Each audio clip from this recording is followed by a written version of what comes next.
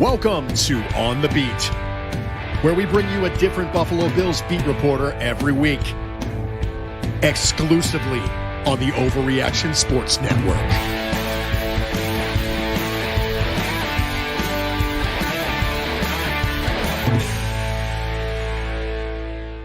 Welcome in once again. It is Tuesday and time for On the Beat here on the Overreaction Buffalo Sports Network. I am the big O, Jerry Ostrowski. He is Joe Miller. I'll introduce our guest in a second, but we are always powered by Believe. If you want to join into the show, get in the comments on YouTube. If you're watching on X or Facebook Live, hop on over to YouTube, get in the comments. Got a good question? We'll pop it up on the screen, man. We appreciate you as always. We're making a push to get to 2,000 subs. So subscribe when you watch the show. Also hit the like button. And, hey, let's not take up any more of my man's time as I was having some technical difficulties to get on the air today. That's what happens when you, go play around the golf in the middle of the day. You're supposed to be working, right? Things bad. You never get rewarded for doing things you probably shouldn't be doing. But anyway, join us here on the Beat show today, Chris Trapasso.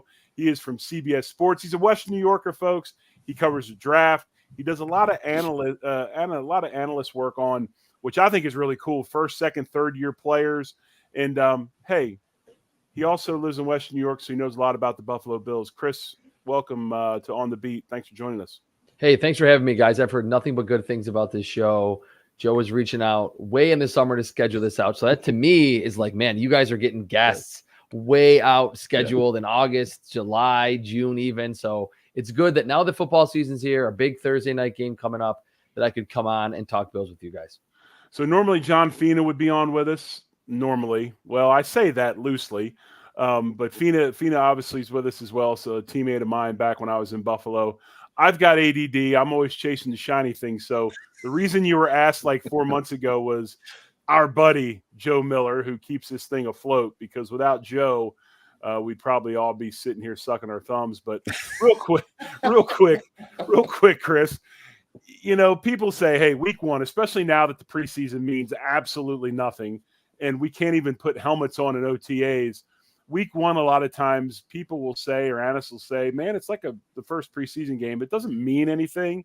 Well, did you get anything out of that Bills game this Sunday in Orchard Park? And what were your thoughts and feelings on the Bills' victory against the Arizona Cardinals? So two general takeaways that I had. Number one, and this is kind of something that that's become one of my tenets over the last decade plus covering the NFL, that week one, and Jerry, you probably know this from playing, in week one, there are always a handful of weird results that we'll look back by week 6, by week 12 and say, how did the Bengals only score 10 points against the Patriots? Or how did this team beat that team? So I think when you're the Bills and you're I don't want to say they were a huge favorite. I think they were 6.5 point favorites at home, but you don't want to be that team that gets upset by an upstart team that had one of the first picks, top 5 pick in the draft. So they avoided that. It wasn't the prettiest win in the Sean McDermott era. We know they've blown out a lot of these lesser teams, but they avoided that. And what I think, it's not going to be the exact same game script as week one the entire season, but it felt like this is going to be pretty close to what we get from the Bills in most situations. The defense at times, maybe the communication isn't quite there. Some younger players don't have as firm of a grasp of the scheme as guys like Matt Milano, who's injured, obviously, Jordan Poyer, Micah Hyde, but there's more speed. They can adjust. They can play faster. They can play a little bit more man coverage. And then on offense, they're going to move the football. Josh Allen's going to be the driver of that, and that is completely fine. They're going to spread it around like they did. I think, 8 or 9 different Bills caught passes. Nine. It kind of felt like, for as much as you want to say don't overreact and think that week one is going to necessarily play out throughout the course of the season, I think for the Bills, it is kind of the type of team we're going to get from them this season. Yeah. Go ahead, Joe. Yeah. Expounding upon that, just the idea that week one is a liar in the NFL, and it is very much a liar a lot of times. What were your takeaways, even with the other AFC East teams? So the Dolphins, the Patriots, who had a big win, probably a very surprising win again. And then the Jets, who, in my opinion, on Monday Night Football, you're talking about a football team that was, and I know you do a lot of fantasy work too, the number one consensus fantasy defense, and That defense got owned in that football game against the Niners, and Christian McCaffrey wasn't even on the field. It was just, and even the conversations today are about like what is Aaron Rodgers going to do and what's that offense going to do? And Robert Saleh, I think, was asked about it in post game, and he's like, oh, Aaron and the offense will be fine. And it's like the offense, we probably need to be talking about that defense because that defense got I don't know how that game wasn't 55-7 in like last night, but just thoughts on the rest of the East as well. Yeah, sure. Just to bounce around, I think starting with the Jets, it's interesting because you're so right that we were fixated on Aaron Rodgers or we were fixated on Hassan Reddick when it came to the Jets sagas in the offseason. They lose Jordan Whitehead, who obviously had those 3 interceptions of Josh Allen in week 1 and was really a ball hawking and hard hitting safety. He's gone.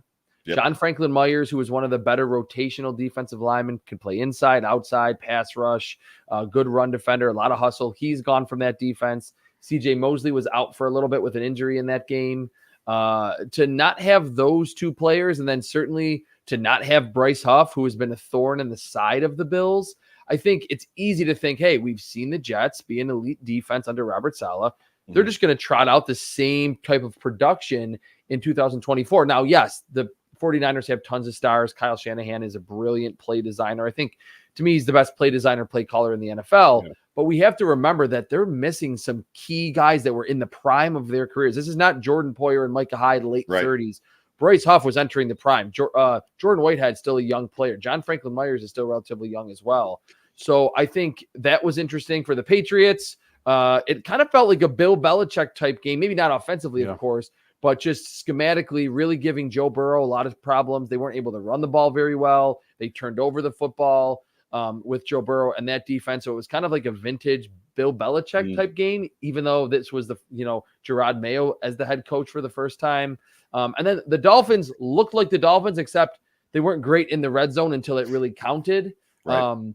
And I thought that the little that I saw for the Dolphins defense in that game, and I do obviously want to get to their extensive film leading into this game on Thursday, looked like Jalen Phillips was almost all the way back from that Achilles tear late in the season last year. When you're younger, it's a little bit easier to come back from those major injuries. So the Dolphins kind of looked like the Dolphins hitting big plays, and Tua wasn't really touched inside the pocket because he was getting the ball out of his hands so quickly. Chris, I got to ask you this, and this is something I thought about the other day, and we didn't really discuss this on the postgame, but if you look at the AFC East, Bills in a soft rebuild have gotten really young quickly. I mean, they've moved on from a lot of 30-year-old players, gotten young, and we'll talk about some of those players here in a little bit and just kind of what you saw in your analysis of them leading up to the draft. But then you look at Miami, same thing, a lot of young players. New England, obviously, lots of young players, new coach, young coach. Then you look at the Jets, Aaron Rodgers being the elder statesman, but in all generality, I mean, they are young as well. And I kind of was thinking this, and this might be a reach, but I wanted to say it anyway. The Bills had a similar situation last year, and they moved on from a specific person, took a $35 million cap hit to get rid of a guy that they thought was not great for their locker room and to be around the young players. I hate to say this because I've always been an Aaron Rodgers fan, but some of the sideline stuff last night, some of the other things, and then the offseason narrative, it's almost like Aaron Rodgers is becoming the anchor to this whole thing when he's supposed to be the guy, he's supposed to be the tide that's raising the ship. And it seems like he's holding them down a little bit with basically, for lack of better terms, a poor attitude. Yeah, I think that's totally spot on. There's a lot of people that feel that way, that it kind of gets to a point, and it happened with Stephon Diggs, who you were mentioning, where a player's age and their money and all the drama isn't just worth how talented they are. And I think when you have Stephon Diggs in 2021, obviously 2020, his first season in Buffalo, even 2022, you're like, hey, look, he's going to give you all those things off the field, sideline drama stuff. But we're going to deal with it because he's going to give us 1,400 yards and 10 touchdowns. Aaron Rodgers is going to get us an MVP. He's going to be one of the elite quarterbacks. If we see, and I don't think Aaron Rodgers was terrible against the 49ers, but he did look old, I think, on a couple throws and when he needed to move and when he felt pressure, which those areas of his game were always like tremendous where he was elite. I wonder if throughout the season, it's kind of like a mirror image, to kind of use Jerry's example here, a mirror image of what happened down the stretch with Stephon Diggs and the Bills. Like, hey, we don't really want to deal with all of this distraction because you're not that MVP caliber type player anymore. You're still good. Like Stephon Diggs is still a good receiver, but not worth the money and the age and everything that comes along, all the excess baggage.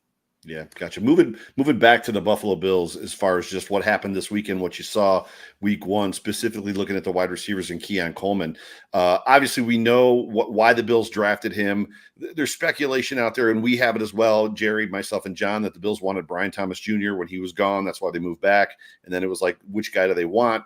So they took Keon, and they were looking for that big-bodied guy, the guy that's got that kind of basketball stature, which we've all heard. And we saw Keon do that. We saw him man up and catch a contested football. So my question to you is just a guy that's, does the type of analyst stuff on these younger players. What were your thoughts of Keon's first game? I thought it was really good. And I'll be the first to say, and what part of what I love about my job as a draft analyst is I do these evaluations after the combine. Really, I finalize them and I have my opinions. And then when the Bills pick specific players, I'm not going back and saying I just loved every Bills pick. I didn't love the Keon Coleman selection. I liked Ladd McConkey more. But from what you just said, it was fairly obvious that they wanted to add more size at receiver. I mean, with MVS and with Chase Claypool and with Keon Coleman, Tyrell Shavers having the good camp in preseason, they wanted like 6'2" and up. They didn't want a smaller body wide receiver.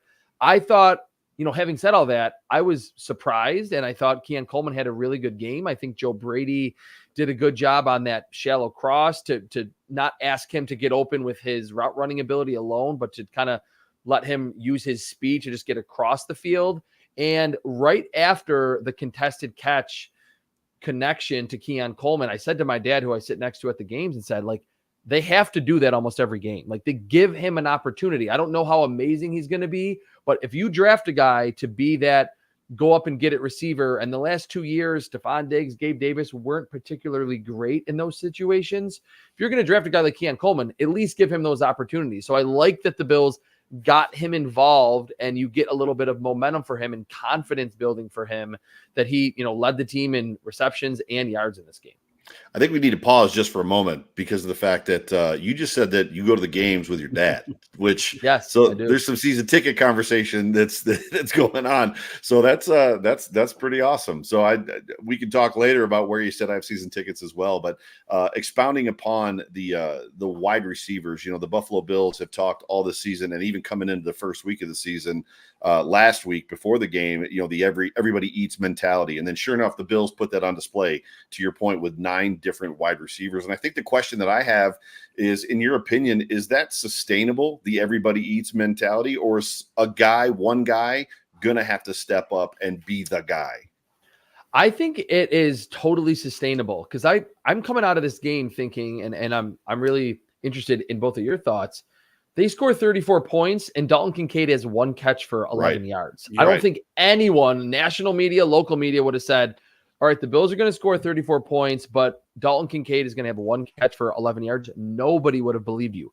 Curtis Samuel wasn't really involved that much. I think only had 2 catches. Khalil Shakir obviously made the spectacular plays, but wasn't a game where he was Cole Beasley 2.0, catching 7, 8, 9 passes. So I think they showed they can run the football. Josh Allen can do his thing, and they can spread it around. They don't necessarily need to have that offense that is funneled through one player. And I think maybe that's what Joe Brady and this brain trust coaching staff, front office combined kind of felt like was a better way to attack defenses after having that really be the focal point of the offense the last 4 years with Stephon Diggs.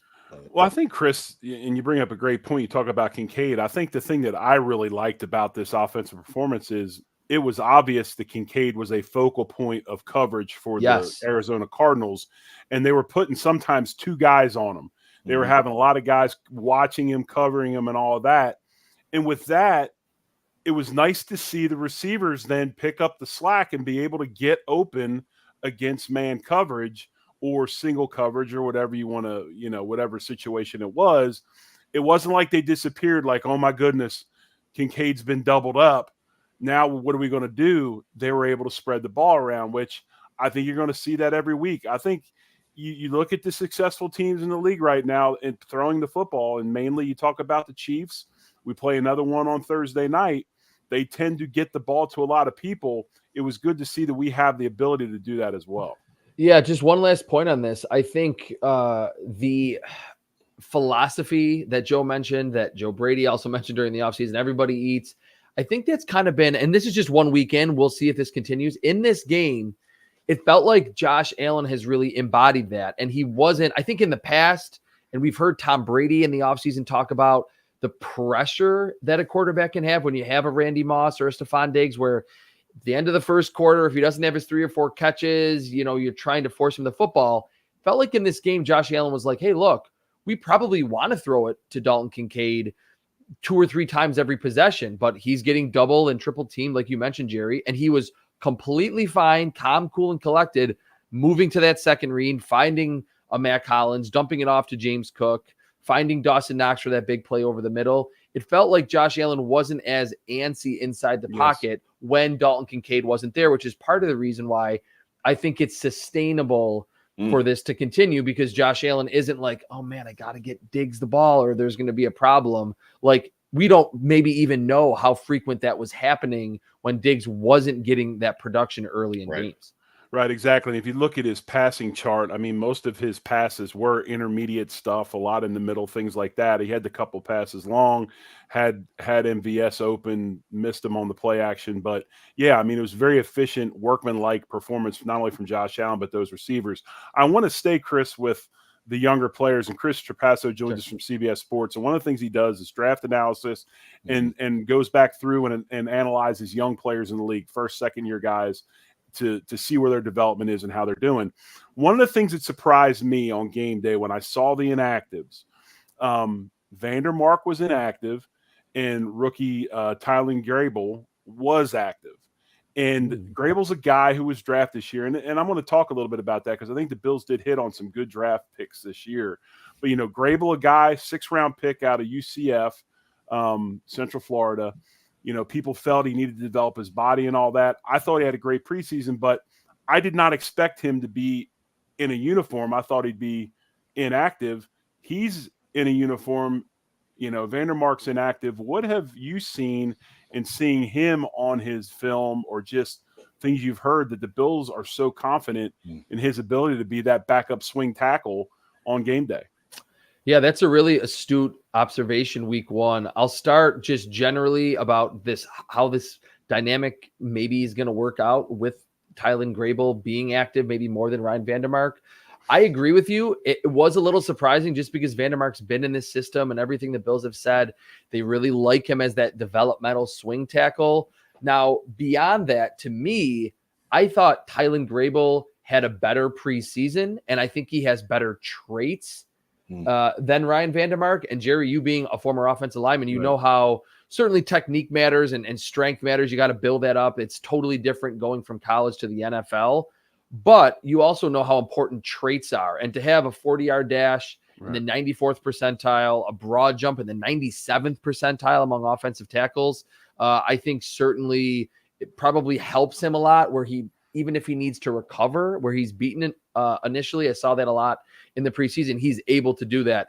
And then again, kind of digging into the weeds on Tylen Grable, what I think beyond the traits that are really interesting with him is that he turns 25 in October. So this is not a Keon Coleman, 21-year-old, still really growing into his body. He played a lot of college football at UCF and is one of those older, 5th or 6th year seniors because of the COVID year. So it was surprising because he's new to this organization and Vandermark isn't. But I thought if you're just going on who is the better blocker in the preseason, I thought it was Tylen Grable. No, I agree 100%. I think he also has that build that that Cromer and that Bills organization's looking for up front. If you see most of their linemen now, they're longer, leaner type of guys. They've got length. They can run. Mobility. Mobility. I mean, it's funny because Osiris Torrance, who had some issues with slants and angles and speed this weekend, is probably the one guy that doesn't really fit that mold. the rest of them all do fit that same mold. I mean, I think that's why you saw McGovern get moved to center. But I want to stay in that realm real quick of offensive linemen, and I'm sure Joe has something to talk about after this. He just got hit in the face with a bunch of offensive line talk last night, so he's going to get some more. We talk about Cedric Van Paren-Granger, and, what is something – seeing him, analyzing the tape, what do you think is an area that he needs to work on to become a guy that's not inactive, but a guy that the Bills are actually looking at to be not only maybe a swing guard, but the backup center if something were to happen to McGovern? Well, I think on film at Georgia, being that power running team, we've seen them over the last 3 years just turn into kind of the new Alabama in the SEC or just nationally. Very good at the point of attack when it comes to just torquing a defensive player out of the play, out of the intended run lane. That's really where he thrives. I think he lasted until the 5th round because, like I mentioned with Tylen Grable, the traits are through the roof. With Van Pran-Granger, they're not quite there. I think when he gets to the second level, you see him maybe a step behind a linebacker who's trying to avoid him. When he has to get lateral on those stretch run plays, maybe a step slower, doesn't have that burst off the line of scrimmage. But when it comes to balance, hand placement, anchoring ability, anything from the power perspective, and he could still add a little bit of weight to his frame. He was a little under 300 pounds at the combine. I think he checks all those boxes and feels like a future center. But like you mentioned, Jerry, it feels like the Bills under Cromer do like that mobility. And I think that's why he's, down the depth chart at this point. But when it comes to being NFL strong, I thought he was about as close as you're going to get, especially with a center that you're picking on day 3 of the draft. Love it. Yeah, talking with Chris Trapasso from CBS Sports here on the beat on the Overreaction Sports Network. Chris, it's a fantastic conversation. This is great chats. Moving towards the Miami game on Thursday, when you look at the young players on this defense, specifically in the middle, and it was brought up by Scott Blakely in the comment section, what is your concern? What is your level of confidence? Where are you at on Dorian Williams, a second-year player? Obviously, Terrell Bernard is a proven talent in this league. Not that Dorian isn't, but Dorian's still a little head on the swivel. And then Damar Hamlin as well, coming off of this game. He didn't make any mistakes, I think is the way that we would say that in the Cardinals game. So, but that middle of the field, you've got to expect that the Dolphins are going to go after it. So as we look towards the Dolphins, talk about just those younger players in the middle of the Bills defense. Well, I was a huge Dorian Williams guy coming out of Tulane. I know Jerry, being a Tulane guy, probably loved Dorian Williams too. I'm actually a Tulsa guy, but I watched him live. I watched him live a ton because they play Tulsa, and I'm a big Dorian that's Williams what I was thinking too. So yes. So I really liked him coming out of Tulane. Sorry about that. No problem. And I thought in this game, it reminds me, this doesn't mean that he's going to, in 3 years, be the next Matt Milano, but reminded me a lot of early, like rookie year or second year Matt Milano, where maybe not those splash plays where he can knife through on a stretch run play, but the trigger was a little quicker. The speed, explosion to the football, just the force at the point of attack, whether it's a pulling guard or at the ball carrier, was awesome. But there were times where he's unable to get off those blocks. I thought he covered Zach Ertz very well in this game, running down the seam. There weren't a ton of those reps. But early on, I think it was Dorian Williams, even Bernard, who's relatively young as well. Cam Lewis, of course, who's certainly going to be on the field a lot with Taron Johnson still out.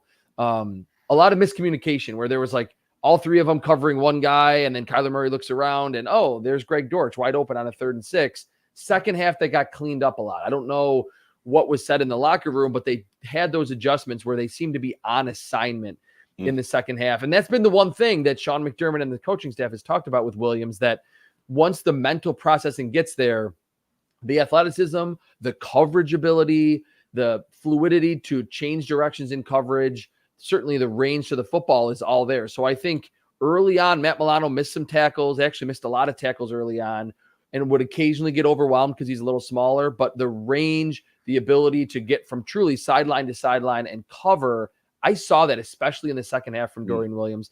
And Damar Hamlin, the one thing I'll say, yes, you're right, Joe. He did not make a mistake. I thought he played a completely fine game. Remember, he was one of the 2 safeties in that 2022 that saw in a game where the Bills lost 21-19. He played like, I think 60 or 70 snaps. It was him and Cam Lewis back there because the Bills were really injured at safety. And so not that he necessarily can draw so much from that game, but this is not like he's never been on the field with the speed of Tyreek Hill and Jalen Waddle before.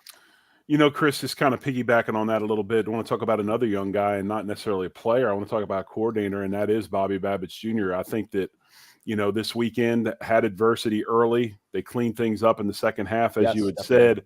Obviously has a reputation around the league. The Giants tried to hire him before the Bills made him the defense coordinator. Maybe some things we'll see out of him against the likes of a Miami that pressured the middle of the field so much. Or some differences we'll see out of him. I know that Sean McDermott still has his thumb on the defense, but it seems like he's allowing Babich to do what he wants to do.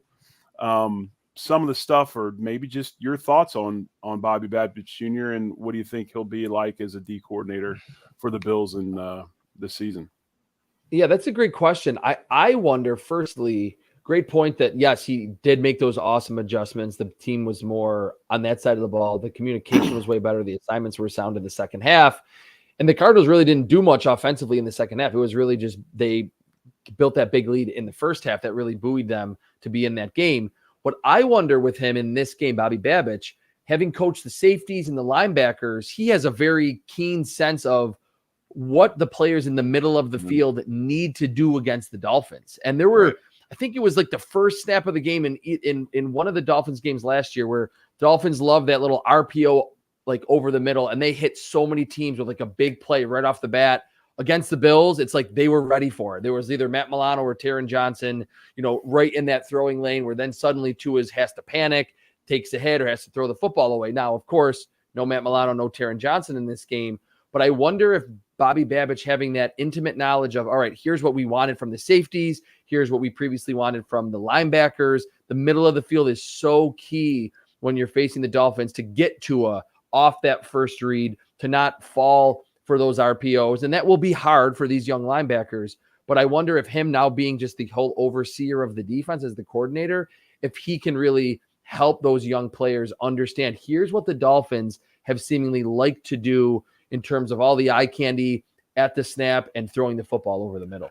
And I think you're 100% correct with that comment. It's a lot easier as a coach, and even as a player, if you guys that go from playing to being coaches, when you learn that defense from the defensive backfield forward as opposed from the D-line backward. It's a lot easier to see everything and know everything as far as from those safeties forward. And I think you make a great point of that with his experience as far as coaching DBs and middle linebackers. Joe? Yep. Wrapping up here in a couple of seconds, or a couple of minutes, I should say, with Chris Trapasso from CBS Sports. Real quick, from an injury standpoint on the Miami Dolphins side, reported today that both A-Chain as well as Mostert have not practiced the last 2 days, both nursing some injuries. I guess the question is what have you heard? What do you feel about their chances to play in this game? And if it's not them, who do we potentially see? Yeah, I thought we saw, or I at least saw a tweet, not directly from Adam Beasley, who's one of the Dolphins beat writers. I'm not sure for which paper, but that they're both expected to play, and they were just held out of practice just for precautionary reasons, short week. If it's not them, or they're maybe on a snap count, because Achane did get tackled late, and it was like a lower body injury. It was an ankle. He kind of limped off the field. So if he's not going to get the normal workload that he sees, and same with Raheem Mostert. Jalen Wright is another super fast running back. They drafted out of Tennessee. I didn't necessarily love him on film this past April, but super fast. Ran under 4.4. They added more speed with him. Jeff Wilson, obviously, from the time that Mike McDaniel was in San Francisco. He's another one. Got a few carries on Sunday. So the running back field, regardless of who it is, I mean, of course, Mostert leading the league in touchdowns last year, and Achane being as dynamic as he was as a rookie, they're better than their backups, of course, but there's just plenty of speed. And I think the speed of Terrell Bernard and Dorian Williams will certainly be tested, and maybe for the Bills, if they do well against this running attack, be accentuated in this game where we realize, hey, they've kind of wanted to upgrade, like Jerry said, the youth and the athleticism and the speed on both sides of the ball. I think that will be key in this game to turn some of those outside pitch plays or pin pulls from being 30-yard runs where Achane can turn the corner to maybe only 5 or 6 yard gains where he's not fully able to turn on those jets down the field. Yeah. One last question for you before we let you go. But before we do that, why don't you tell everybody where they can find your content, where they can find you, how they can follow you, and all that good stuff. Yeah, it's just cbssports.com. What I always tell people, just Google, if you really want to read my stuff, Google Chris Trapasso, CBS Sports. The link that will pop up first is a link to my archive. I do 90% in-season NFL analysis during the season, and then I'll draft from January to April. I'm on Twitter or on X at Chris Trapasso, and I actually love this new thing I've been doing the last couple of years. I post like film videos with my voice over on TikTok. Like it's really fun. I just highlight either players that I'm surprised at, young guys, players who didn't necessarily play well in a given week. It's been a lot of fun. The editing is so nice on TikTok. So you can check me out on there also at Chris Trapasso. Excellent. We'll do that. Last question for you. And if you could sum it up and condense it as much as you can, because it might be could potentially be a big question. Okay. Just keys to the game for the Buffalo Bills. 3 keys to the game for the Buffalo Bills Thursday night to come out of this game with the dub.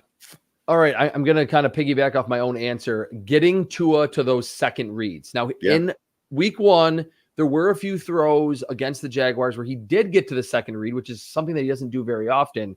But he was really protected well. And outside of Josh Hines-Allen, the Jaguars don't have a premier pass rush, I don't think. The Bills, I think, are a little bit deeper and have those guys that can win one-on-one situations. So get him off that first read. I think that is key. I think hitting some more explosive plays, because the Dolphins are going to hit some explosive plays just based on their speed. So whether it's Keon Coleman, whether it's Dalton Kincaid down the middle, maybe it's even James Cook out of the backfield. We saw early against the Cardinals that he looked like he was about to spring a few 20, 30-yard gains, got close a couple times. I think he had one run over 15 yards in week 1 against the Cardinals. And then I guess the third one would maybe be, I don't want to say win the turnover battle, because that's like the most obvious key of all time that you see every single week. Maybe just pressure Tua. Like that would be like the next step after getting him to his second read. He understands this Mike McDaniel system now, being in the 3rd year of it, where I don't think he will be quite as flustered if he doesn't like what he sees right off the snap. But if he doesn't like what he sees and then there's Ed Oliver bearing down on him, we know, regardless of what his weight is, he's lost weight, gained weight, for, done jujitsu to absorb hits better, whatever the case may be, he's still not a high-end athlete for the quarterback spot. Right. And has an average at best arm. So just don't necessarily need to hit him, don't need to knock him out of the game, but along with taking away that first read, and that's going to be a lot of guys over the middle, stopping those RPOs, those in-breaking routes, just getting him off his spot inside the pocket. He goes from one of the more efficient and surgically accurate quarterbacks to, I think, kind of a liability in this offense. Agreed. And real quick, I guess that's going to be a wrap for tonight's show. Real fast, though, I want to give you a little bit of a programming update. Tomorrow night, Joe's unavailable, Spence is unavailable, so we're going to move the Big O show to tomorrow night in the place that Hump Day usually lives. And we'll have the Big O show tomorrow night, 8 o'clock Eastern, 7 Central. We'll talk to Dr. Brad Bowen, of course. He's got a really interesting take on this Taron Johnson injury that we'll talk about. Also, I'll have the host on from the Believe Network of the Perfectville podcast to talk Miami Dolphins, and then I'll give you my thoughts on the game as well. So we're going to do that tomorrow night, 8 Eastern, 7 Central, and then we'll play an encore presentation of that right before the Bills kickoff on Thursday night down in Miami against the Dolphins. So once again, folks, if you're out there watching, hit the subscribe button, hit the like button. We appreciate you. We thank you for your time and taking the effort and energy to watch us here today. And we're having a great time, having a blast bringing you Bills content this 2024 season. But he's Chris Trapasso from CBS Sports. He's Joe Miller from the Overreaction Buffalo Sports Network. I'm the Big O, Jerry Ostrowski. As always, folks, much love. Go Bills. Go Bills.